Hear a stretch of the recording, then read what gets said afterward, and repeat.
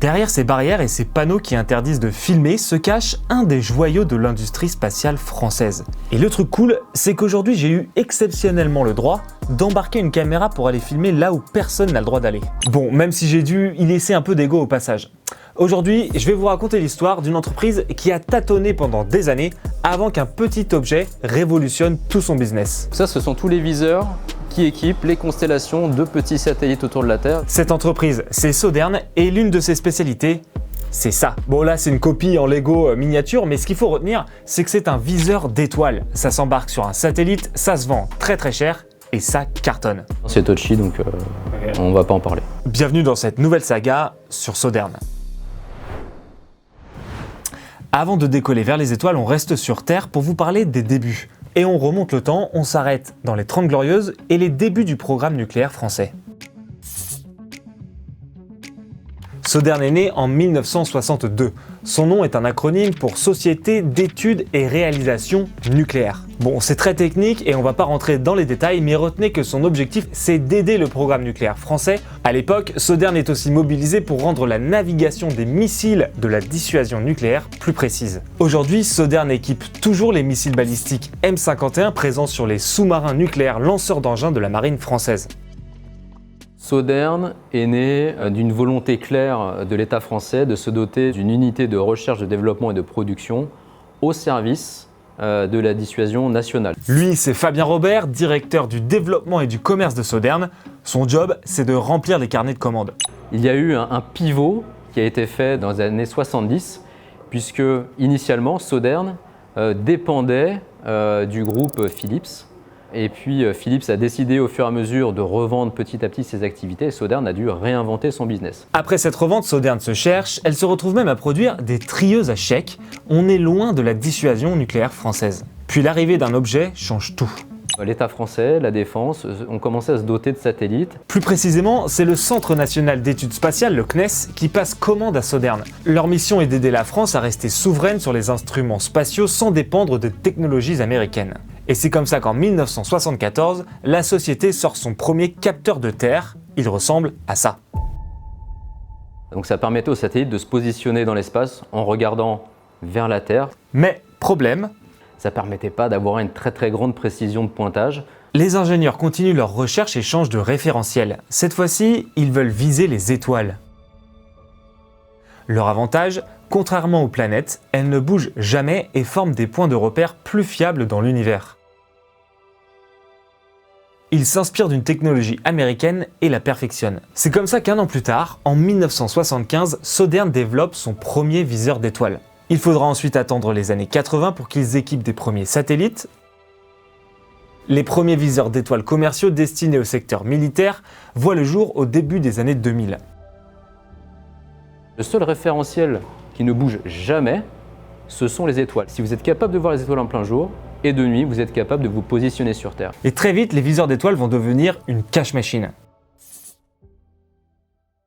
Tout au long des années 2000, le business de Sodern continue de tourner. La société développe de nouveaux viseurs comme le 716 en 2002, le 726 en 2005, l'Hydra en 2012. Mais elle est aussi présente sur d'autres instruments dits de pointage, comme des sondes, des instruments de contrôle d'altitude ou des sismomètres. Mais à la fin des années 2010, un nouveau marché, oui, encore un, provoque une explosion d'activité chez Sodern. Pour illustrer ça, je vais vous donner un chiffre. Enfin, je vais laisser Anne Bauer, notre spécialiste aux échos du spatial et de la défense, vous le dire. On est passé de quelques 2000 satellites qui nous tournent autour il y a moins de 10 ans à 13 000 satellites aujourd'hui. Cette explosion de l'industrie porte un nom, le New Space. On a parlé du New Space à partir du moment où un certain nombre d'acteurs privés sont arrivés dans le jeu spatial. Et parmi ces acteurs privés, il y en a un qui fait un gros pari, il s'appelle Greg Wyler, il est américain et en 2018 il lance OneWeb, une flotte de satellites dont le but est d'apporter une connexion à Internet dans les zones les plus reculées de la planète. And we're building a new communication system to provide internet access globally. C'est Airbus qui a décroché les contrats pour faire des petits satellites pour OneWeb. Et ça a tiré effectivement toute la chaîne des sous-traitants. Et donc ça a permis par exemple à Sodern de développer un viseur d'étoiles beaucoup plus petit et beaucoup plus modeste. Le choix managérial qui a été fait au sein de la direction de l'innovation de Sodern à l'époque, ça a été de dire on fait table rase de tous les concepts qu'on a inventés jusqu'à présent et on va se fixer des objectifs qu'on n'a jamais été capable d'atteindre. Et c'est lui, Auriga, qui va se vendre comme des petits pains. Mais avant de vous expliquer pourquoi, on va vous le montrer. Et voilà la salle où il est fabriqué. Chaque exemplaire y est assemblé en 1h30 top chrono. Comment on a fait ça? On a saucissonné le produit en plusieurs petits morceaux individuels. Alors oui, je coupe juste Fabien pour que vous compreniez le changement d'ambiance à l'image. Pour entrer dans le laboratoire, qui constitue ce qu'on appelle une pièce blanche, c'est-à-dire une pièce où aucune poussière ne doit pénétrer, j'ai dû m'équiper. Et clairement, j'ai jamais été aussi élégant. Et donc là, sur ces étagères, vous allez retrouver tous les sous-ensembles du viseur d'étoile. Vous avez à la fois la partie électronique, la partie optique, la partie mécanique, la partie connectique et la partie protection de ce qu'on appelle le baffle. Le baffle, c'est comme sur votre appareil photo, c'est cette enveloppe au-dessus de l'optique qui permet à la lumière parasite de ne pas rentrer dans l'optique. Et à un moment, il y a une armoire qui a attiré mon attention. Tu sais si on peut en ouvrir une ou pas? Bon, et là, j'ai dû arrêter de tourner. Si Sodern prend autant de précautions, c'est parce qu'Auriga est devenu en moins de 10 ans sa poule aux œufs d'or. Après avoir honoré la demande de OneWeb et ses 600 satellites, Sodern a la bonne idée de garder la licence d'Auriga plutôt que de la céder à Greg Weiler. Dans la foulée, elle tente un gros pari et produit 400 Auriga d'avance en mettant plusieurs millions d'euros sur la table. Et je me souviens, le CEO à l'époque, Franck Poirier, était venu me voir et m'avait dit « Écoute Fabien, est-ce que tu crois vraiment que tu vas réussir à les vendre ?»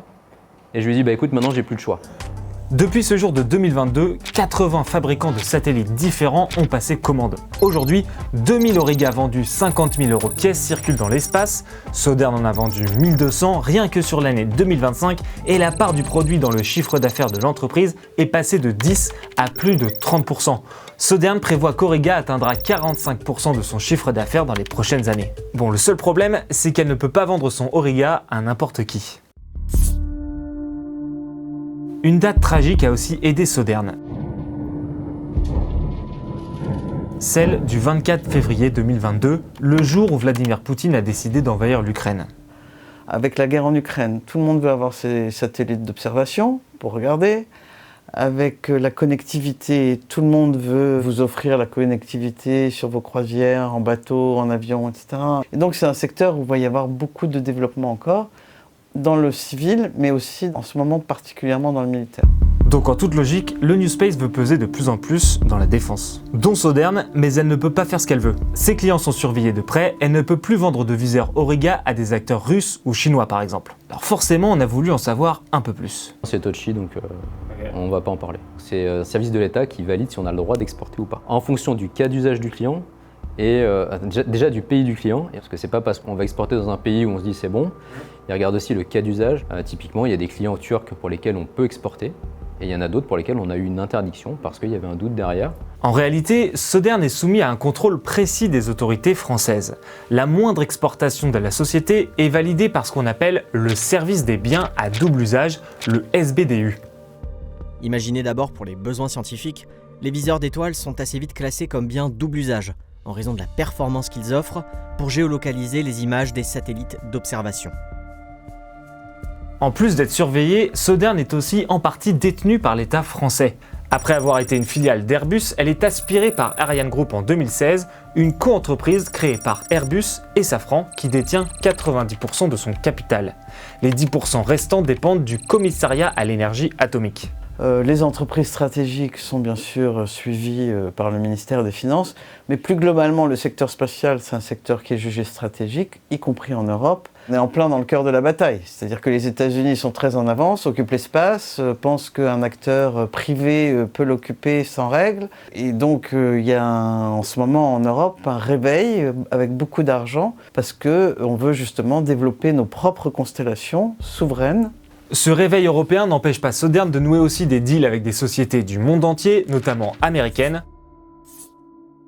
Et l'entreprise a identifié 350 startups à qui elle pourrait vendre Auriga dans les prochaines années. Bon, il est temps de revenir sur Terre et je vais retrouver un peu ma liberté, enfin presque.